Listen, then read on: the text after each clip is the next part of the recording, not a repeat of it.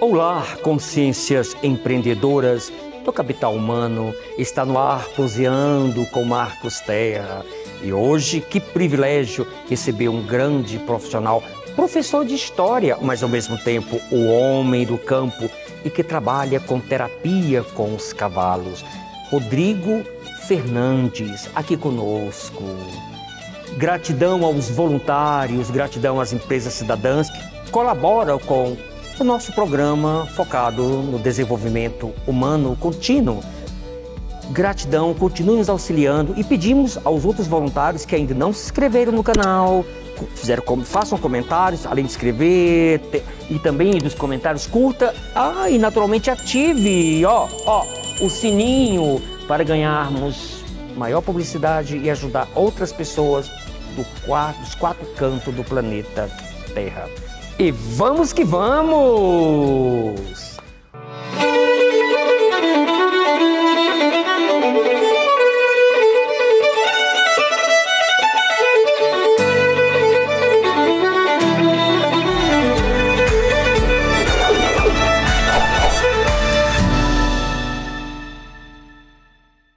Rodrigo Fernandes, professor de História, homem do campo, com mestrado também na área de História.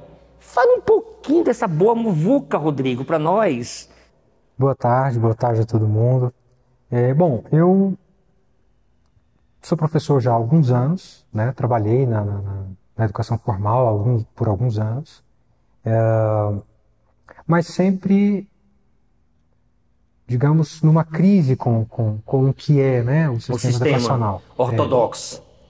Essa crise produziu aí muitas catarses, né, ao longo dessa experiência com sala de aula. Alguns anos depois, caminhos da vida, eu fui morar, né, na zona rural e procurar ali o caminho que eu estava intuindo, digamos assim, e ali começou a se formar um outro quadro, né? Para mim, dentro dessa perspectiva como educador, que era o trabalho com a terra. Nesse trabalho com a terra, né, que é viver, né, a partir de uma perspectiva natural ou mais natural, e ali também entrei numa conexão com os cavalos, né? Isso, que é a terapia, né, com cavalos. Que depois veio a ser se transformar num processo também profissional, né? Que é o que é hoje, né? Essa relação de a educação como o princípio, né? E as possibilidades, né? Digamos de se pensar a educação, que é o trabalho com a terra e os cavalos. Aí a gente precisa fazer aqui um link, né, para entender onde é que isso cria uma síntese, digamos assim, né? Então, é isso. De um processo da educação formal, eu fui mais tarde, né, dentro dessas catarses, dessas crises com o sistema educacional, criar, né, uma outra concepção, não necessariamente uma concepção nova de educação, mas uma concepção que entra em contato com essas novidades da educação que a cada vez vem crescendo, que é uma educação realmente para a liberdade, uma educação realmente para o autoconhecimento, né? Uma educação que, para além da dimensão intelectual do indivíduo, que é uma das suas esferas, né? Seja também uma educação do corpo, uma educação das emoções. Poxa, que legal, bem sistêmico, uma visão sistêmica. A dona Coruja está nos perguntando se você também ministrou aulas na academia ou só na educação básica, o período em sala de aula. Não, na verdade eu trabalhei basicamente com todas as faixas etárias. Poxa, né? Que legal, olha só que experiência. Ensino básico, ensino médio, educação de jovens e adultos e também com o ensino universitário, né? Certo. Bom, vamos pedir à Dona Coruja para mostrar um pouco do teu trabalho. Dona Coruja, libera aí para nós as imagens. Olha, que legal, é a imagem A relação do homem no campo, me fala um pouquinho desse processo. Essa imagem que a gente está vendo, ela é um dos trabalhos, né, que a gente realiza. Logo mais eu vou falar sobre como é que a gente está hoje, o IP Pedra de Sol, né, que é o Instituto de Permacultura e Ecoequitação, eco de ecologia, mas ecologia no sentido da totalidade das relações entre todos os seres, né? Então, a ecoequitação, que é uma equitação voltada, você falou sobre a terapia dos cavalos, uma equitação voltada para essa ecologia do ser, né? Ecologia das relações. Então, o Instituto de Permacultura e Ecoequitação Pedra de Sol. Pedra do Sol, muito bonito. Logo mais eu falo. E fica onde? Hoje a gente somos uma parceria, né? Minha com outras duas amigas, professoras, e a gente está no Quilombo Mesquita, na cidade ocidental. Que maravilha, que maravilha. E essa outra imagem é a relação direta com os animais, né? Essa relação da terapia com os animais. Fale um pouquinho de como funciona isso. Essa primeira imagem é isso, né?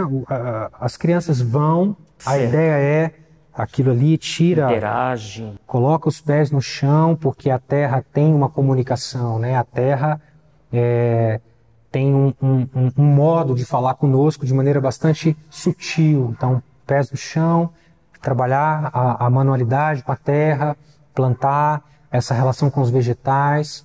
E aí, feito isso, né? Voltamos e essa primeira imagem, né? E a segunda imagem é isso. Aí a segunda imagem é essas mesmas crianças trabalhando com o cavalo, que não é a equitação voltada para essa ecologia humana, voltada para essa ecologia com a totalidade, né, dos seres, né, dos sistemas de vida, né? Então é olhar para o cavalo como um mestre, né, um mestre que nos ajuda a compreender, em primeiro lugar, o amor, porque então, desenvolver com o cavalo não só eu vou chegar e vou montar o cavalo. O que significa montar um cavalo? Como é que eu descubro que relação possível há entre mim e esse ser, né? Então, isso acontece aqui de baixo. Então, essa outra imagem são as crianças desenvolvendo essa relação sistêmica, afetiva, ecológica. Né, com esse ser, aprendendo a se comunicar com ele. Engraçado, você está falando isso, me lembra muito o filme Avatar. Sim. O Avatar tem essa relação direta, né, com essa relação ecológica, né? Eu e o todo somos um só, basicamente isso. Sim, a ideia de que a ideia do ser ciente, né? Todos os seres possuem consciência. Todos os seres, na sua consciência, têm o seu modo de organização, comunicação, demonstração de afeto, enfim, o desenho do que para ele é possível, do que para ele não é possível, o que ele quer, o que ele não quer. Então a ideia dessa imagem é as crianças primeiro entender esse todo. Existe uma relação sistêmica entre os seres. E neste caso que eu estou aqui individualizando essa relação, aqui com este ser, como é que funciona, como é que é. Certo. E aí essa relação, esse aprendizado é que te leva a montar o cavalo, e ali isso tem coisas muito bonitas envolvidas por trás desse ato de montar, né? Para receber dele tudo que ele tem para oferecer enquanto ensinamento, enquanto formas de relação justa, formas de relação afetuosa, né? Respeito, enfim, uma série E ambos crescendo juntos. E ambos crescendo juntos. E essa foto, Dona Cruz mostrou, com essa criança linda, é sua filha? Essa criança linda é minha filha. Qual o nome da princesa? Évora. Évora, olha... Ela é, digamos, a inspiração? A inspiração. A inspiração antes dela chegar e a inspiração ainda maior agora, depois que ela chegou. Porque com ela que eu vou fazendo a síntese, né, do que foi essa história dentro da educação que me trouxe, né, tendo aí seu ápice aí de catarse, né, para desconstruir a minha concepção do sistema educacional e pensar como é que seria essa vocação educadora dentro do meu coração. E aí, ela que é a fonte motivadora. É. Olha, Rodrigo, vamos para o ping-pong, a Dona Cruz chama de ping-pong, perguntas e respostas. Olha só, pergunta do nosso irmão Carlos Krishnamurti de Brasília, do Planalto Central. Mais uma vez, Carlos está mandando em todas, mandando inúmeras perguntas para o programa. E os demais também façam isso. Ele pergunta, o que esses animais têm que nos tocam tanto? Olha, que gratidão, Carlos.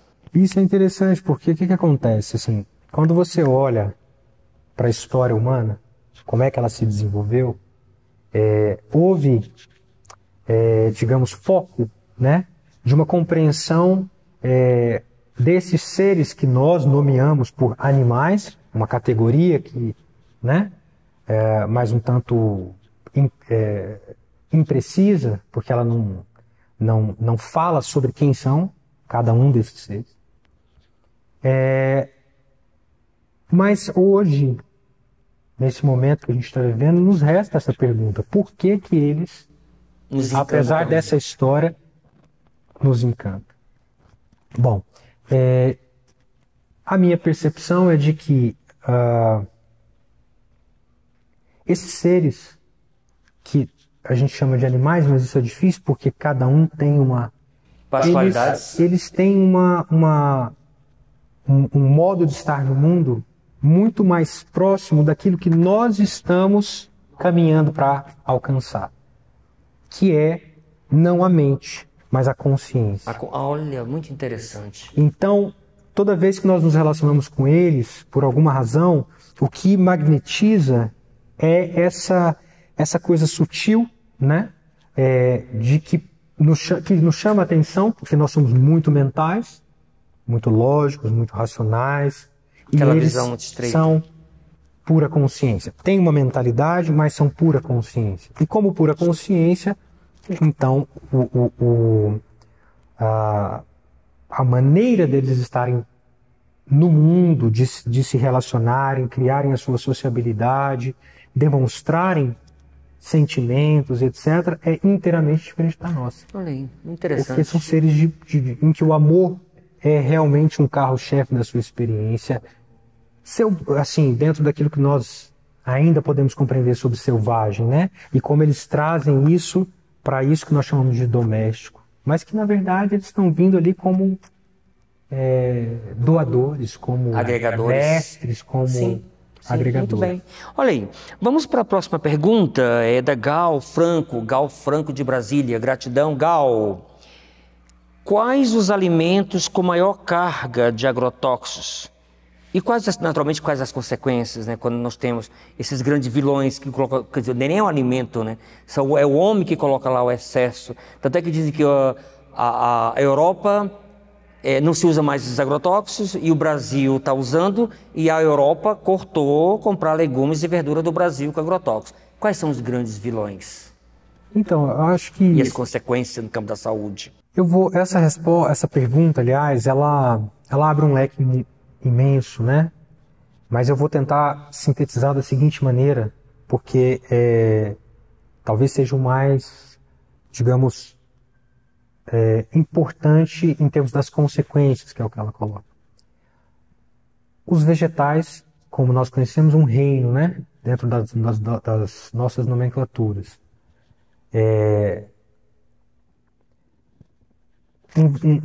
Uma folha, por exemplo, ela se alimenta de um certo percentual da terra, mas ela se alimenta em grande medida da atmosfera, porque esse poder que ela tem de fixar, né, nutrientes na terra, por exemplo. Além disso, ela tem o ciclo de desenvolvimento dela, de amadurecimento. A questão é que nós não consideramos nós não consideramos assim a nossa sociedade moderna como ela está colocada, que eles têm um processo de maturação, digamos, espiritual, né? Então, quando você coloca o agrotóxico, você está fazendo quebrar os ciclos evolutivos naturais daquele ser e inibir os canais físicos, biológicos, para que isso aconteça, para que ele, né, faça as fixações necessárias de nutrientes, de radiação solar, etc. Bom, então pronto, isso está na planta, isso está naquele vegetal. Você se alimentou.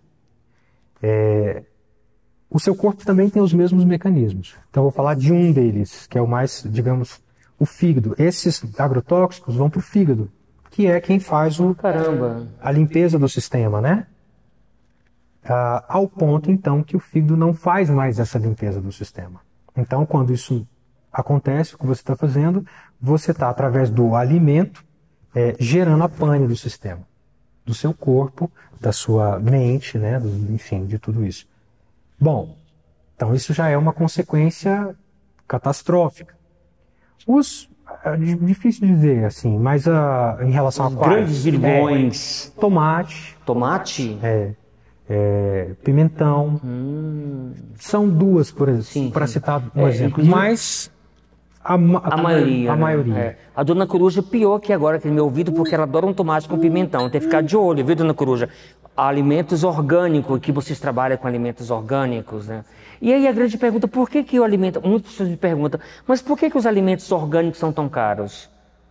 Bom... Existe uma exploração mercadológica ou porque tem pouca demanda, pouca procura? Uma série de fatores, né? Aí, em conjunção.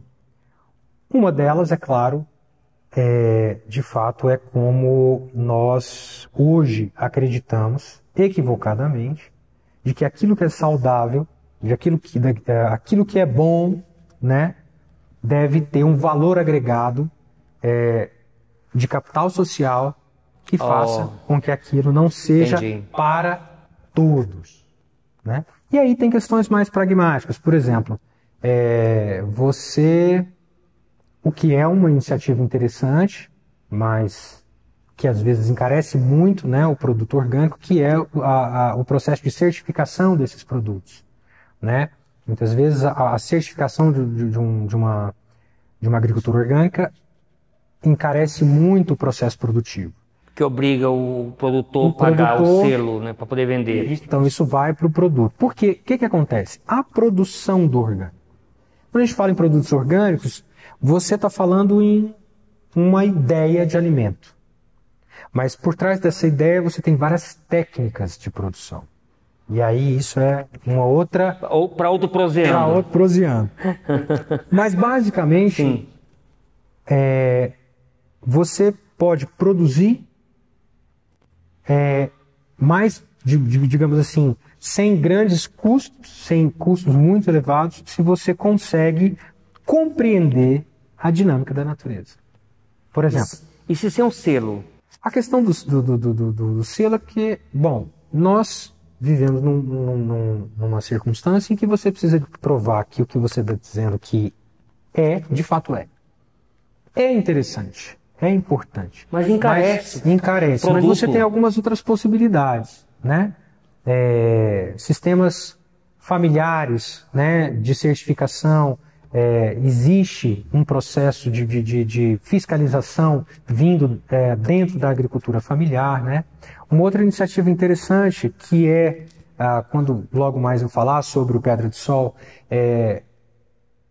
que inverte muito, quebra muito essa lógica e faz com que seja humanamente, inclusive, mais interessante, que são os CSAs, né? Comunidades que sustentam a agricultura. Então vocês querem implantar agora. Que é a ideia do Pedra de Sol. Para poder baixar o produto do orgânico. Isso, você, Marcos Terra, você, dentro de um percentual, você financia o processo produtivo. E você tem, nessa matemática, uma cota do processo produtivo. Agora, o que é interessante? Isso não é... Você está convidado pelo próprio processo, pela própria dinâmica do processo, a ir lá, a estar junto, a conhecer o processo produtivo, a participar dentro da dos seus interesses, enfim. Então acaba que, bom, eu consigo dizer para você, né, que se alimenta daquilo que eu produzo, não através de um protocolo, Sim, mas através da sua participação. Aquela coisa formal do selo. Porque imagina um empresário, um profissional liberal, qualquer pessoa que passa de segunda a sexta naquela correria da cidade grande ou da selva de pedras.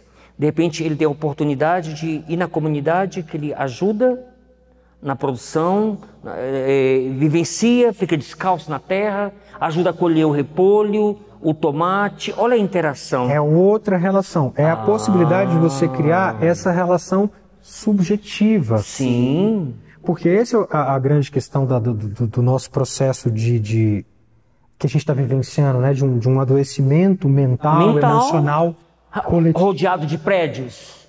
Essa impossibilidade, essa impossibilidade de você manter uma relação subjetiva. Sim, com a natureza. Com a natureza, com aquilo com que você se alimenta. Mais uma vez, o avatar. Mais uma vez. O avatar. Olha só, a outra pergunta está totalmente nesse contexto, complementando, e vem do Bruno Pinheiro, aqui de Brasília. Bruno Pinheiro, aquele abraço. Você tem algum estudo de caso de sucesso com criança no método de contato com a Terra? Alguma experiência assim que... Vamos trabalhar uma hipótese. Uma criança que estava com alguma dificuldade, mas quando ela passa a participar do projeto, a ter contato não só com os animais, por causa dos cavalos, né? Ou o tocar na planta, pisar no solo, né? Pisar na mãe terra, né? Ser acolhida pela mãe terra, por Gaia, né? Ou ave terra, e assim por diante. Tantos nomes bonitos para o aspecto feminino da criação. Como é que funciona isso? Teve algum estudo de caso? Bom, o IP Pedra de Sol não realizou, digamos, esse estudo de caso. Mas, no aspecto da relação com o cavalo, bom, aí tem inúmeros, né? Desde do tratamento de patologias físicas, né? Até estritamente psicológicas ou psicopatológicas, que é a ecoterapia, né? Pessoas que foram lesionadas, com sequelas, processo de recuperação e uma série de outras patologias ou psicopatologias que são tratadas pela ecoterapia.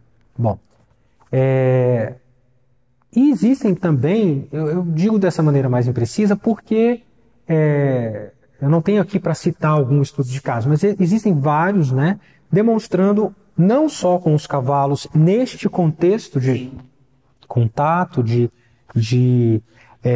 porque o que acontece? As nossas crianças, elas estão nascendo e sendo criadas num ambiente em que o corpo não sente, não percebe o pertencimento que ele tem em relação ao sistema que, de fato... Estamos desconectados com a natureza. Exatamente. Então não tem como quando você leva essa criança e coloca ela e mostra para ela, ó, tá aqui, é aqui que você está.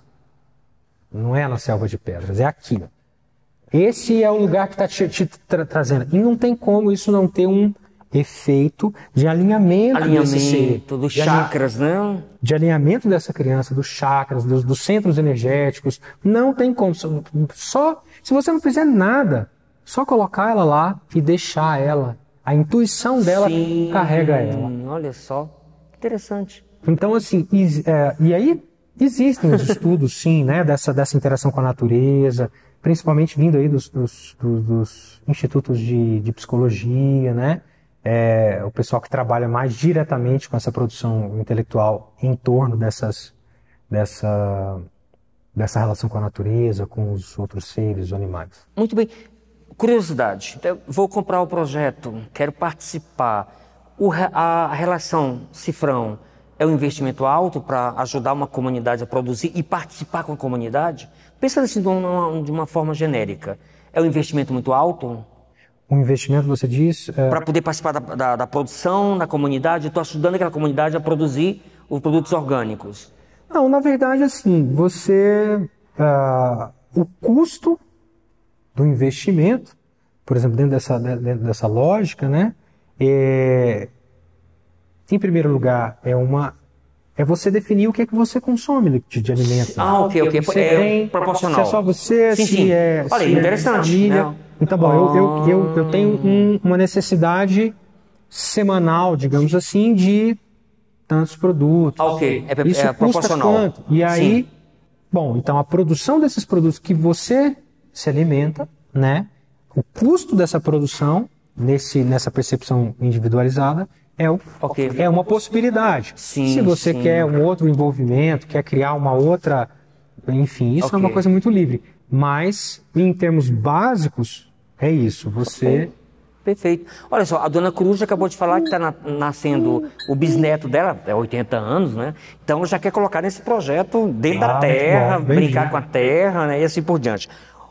Rodrigo Fernandes, chegou o momento daquela pergunta, o olho do furacão, né? Bora pedir a dona Coruja que traga a pergunta do olho do furacão. Ei, dona Coruja, captei o seu recado. Olha só, Rodrigo Fernandes, dona Coruja mandou te perguntar, você que está já nesse processo, já teve essa percepção, esse trabalho de expansão consciencial, de deixar o ensino ortodoxo, né, e criar uma abertura nova, né, a escola da terra. Como é que fica o Rodrigo Fernandes, porque você interage com todo tipo de pessoas, no quesito administração das emoções, a ave terra... Porque você interage, tem gente que não concorda, tem gente que discorda, tem gente que não é proativo, nessa construção de todo esse processo, porque é uma comunidade. Você é uma liderança que está coordenando o projeto e com certeza vai ser um sucesso, vai desdobrando, desdobrando. Como que o teu contato com a ave terra, como que isso te ajuda a, em certo momento, quando precisa do silêncio, é o silêncio? Se tem esse retorno desse equilíbrio emocional, porque lidar com seres humanos Olha, Marcos, assim, eu vou te responder aqui contando uma coisa biográfica. Acho que isso é quando deixei a educação, né, deixei a educação formal, eu deixei ela falando, eu nunca mais boto o pé na sala de aula, tá bom.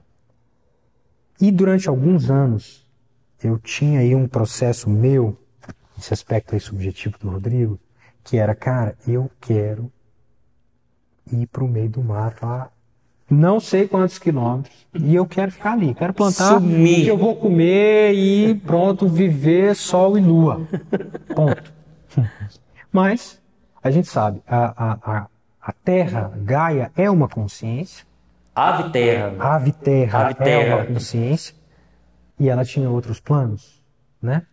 Então, por uma série de processos, e aí, inclusive, o fundamento, que é a minha filha, quando ela vem para dizer, não, você tem que ficar. Então, de fato, eu tenho que encontrar dentro dessa perspectiva primitivista, né, que eu trago comigo, assim, né, que é não, eu quero agora, eu quero ir para o mato agora, e eu quero ficar sol e lua. E isso é muito forte. Mas dentro dessa perspectiva, então, o que acontece? Todos nós estamos nesse processo, de voltar para a Terra. O empresário que está lá no topo de um prédio em São Paulo, ele também está. Todos nós estamos. Mas cada um está a seu tempo. Né? Então, o que acontece quando você está diante de um processo desse, né, que você tem que articular esses projetos e articular esses encontros, é que você mantém a sua percepção, o lugar em que você está em relação à ave terra, e olhe para esses outros irmãos que estão no mesmo caminho que você, buscando compreender, né, aqui pelo Anahata, e não pela mente. E é um processo complexo, um desafio, né, pessoal muito grande, de fato. Mas compreender que estamos indo para o mesmo lugar. E um lugar que é o desconhecido, nós não sabemos. O Jardim do Éden, pegando o mito da tradição judaica, porque pegou do barro, né, segundo o mito, criou o homem. Então nós estamos revitalizando esse mito, né, de conexão com a natureza, com Gaia e tudo. Mas, Rodrigo, hoje, como é que está a parte operacional dessa ideia que eu creio que seja revolucionária? Já existe alguma ideia paralela a essa? Ou você está implantando essa ideia hoje aqui na Grande Brasília? Como é que isso está sendo institucionalizado? Bom, o IP Pedra do Sol, Instituto de permacultura e equitação Pedra do Sol, que eu mencionei no início, ele, enquanto nome, enquanto ideia, ele já existe há alguns anos. Certo. Mas eu sempre tive comigo que não era um processo individual. Eu sempre estive à procura das parcerias. E agora esse é o momento que essas parcerias aconteceram. Então tem duas amigas, duas irmãs de caminhada, também professoras. A gente está no momento de finalizar, né, o processo de institucionalizar o IP Pedra do Sol, que deve funcionar como uma instituição educacional, de contraturno, né? As crianças terem... nós temos aí a yoga, a terapia com os cavalos, terapias florais, uma série de outras... Bem sistêmico, né? Possibilidades. Então, trazemos as crianças, trabalham com a terra, elas entram em contato com essa atividade, com os cavalos, essa expansão da consciência a partir da relação com os cavalos, com a yoga, com as outras terapias florais, enfim. E zona rural de qual local? E lá no Mesquita, né? Que é o quilombola. Que é o quilombola. Poxa, que legal. Então esse é o IP Pedra do Sol. E aí hoje a gente tem também um braço, né? Que é a comercialização dos produtos. Sim. Que está dentro do IP Pedra do Sol. Mas está dentro por quê? Para ilustrar, né? Tem um princípio da Igreja Messiânica, naquilo que ela trouxe sobre a agricultura, né? Que é o principal adubo de uma planta é a gratidão. Então isso é muito lindo, né? E a ideia da comercialização desses produtos é que que o IP Pedra do Sol leve, porque a gente trabalha com os produtores também, é um processo de educação ambiental na comunidade, né? Dentro do IP, dentro do espaço físico, mas também em volta dele, né? Que eu leve esse produto que é biologicamente, fisicamente saudável, mas também pranicamente saudável. Sim, olha aí a relação. E leve isso para a cidade. Por quê? Porque eu realmente acredito que nessa caminhada de reconexão, de retorno, eu acredito? Não. Essa é uma verdade que vem há milênios esperando o momento de ser globalmente reconhecido. Para eclodir na consciência humana. O alimento é a minha medicina.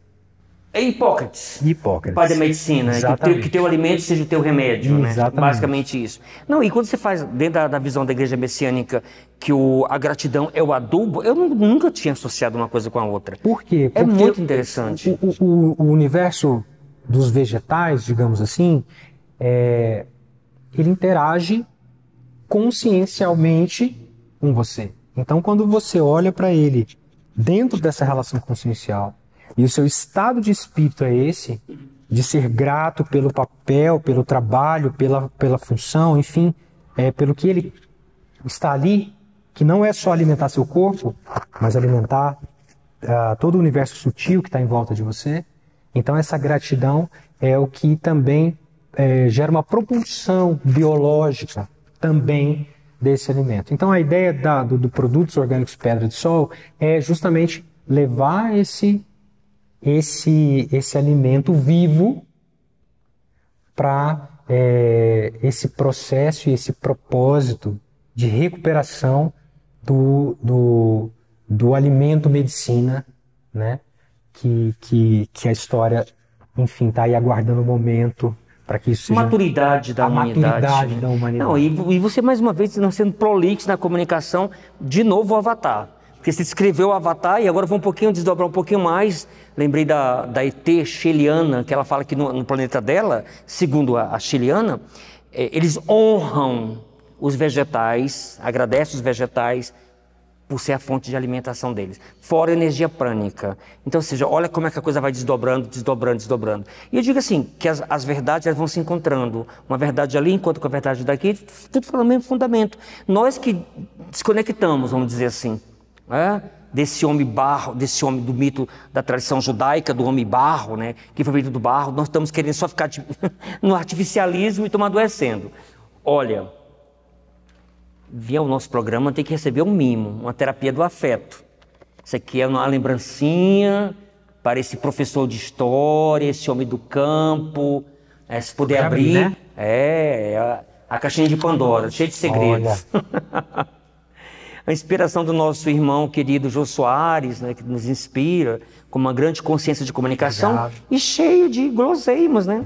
Para adoçar mais a vida. Obrigado. Tem muita gente que canta assim, azeda, né? Então tem que adoçar a vida. Ainda bem que a Dona Coruja está de bem com a vida, né?